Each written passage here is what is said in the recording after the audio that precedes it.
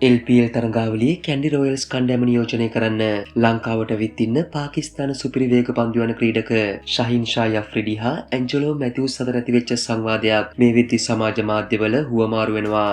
ඉතින් මේ වෙලාවේ ෂහින් ෂා යෆ්රිඩි මැතිව්ස් නෙට් එකේ පුහුණුවීම් වලදී බැට් කරනවා බල්ලා කියලා තියෙනවා ඇන්ජි ඇයි ඔයා ක්‍රිකට් වලින් රිටයර් වුණේ කියලා.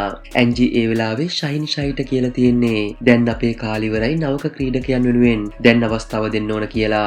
ඇත්තටම මේ වෙලාවේ ෂයින් ෂා යෆ්රිඩි පෙරලා මැතිව්ස්ට දීලා තිබුණු උත්තරේට ක්‍රිකට් ප්‍රේක්ෂකයන් විදියට ඇත්තටම දුක හිතුණා.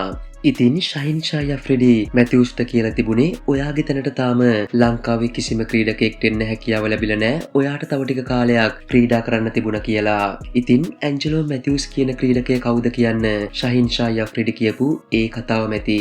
ඉතින් පිතිකරණය පන්දුවැවීම පන්දු රැකීම කියන තුන් නිරියව්වෙන්ම එක හා සමාන දක්ෂතා දක්වපු දුර්ලභ ගණයේ දක්ෂතාවයක් ඇන්ජලෝ මැතිව්ස් කියන ක්‍රීඩකයට තිබුණා. ඉතින් ඒ හැකියාවන් එක්ක ඔහුට ඕනෑම මොහොතක තරගයක් උඩු යටිකුරු කරන්න හැකියාව තිබුණ විතරක් නෙමේ ඔහු ඒක ඕනවටත් වැඩිය ඔප්පු කරලා තියෙනවා.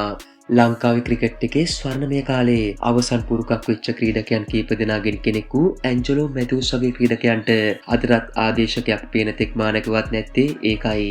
ඉතින් ඇන්ජලෝ මැතිව්ස්ට ඇතිවුණු ආබාධයන් ඔහුගේ අන්තර්ජාතික ක්‍රිකට් දිවියට බලපෑම් නොකරන්න ඇන්ජලෝ මැතිව්ස් කියන්නේ ලෝක ක්‍රිකට් ක්‍රීඩාවේ සුපිරිම ගණයේ තුන් නිරියව් ක්‍රීඩකයන්ගෙන් පුරාවෘත්තයක් වෙන්න තිබුණු ක්‍රීඩකයෙක්.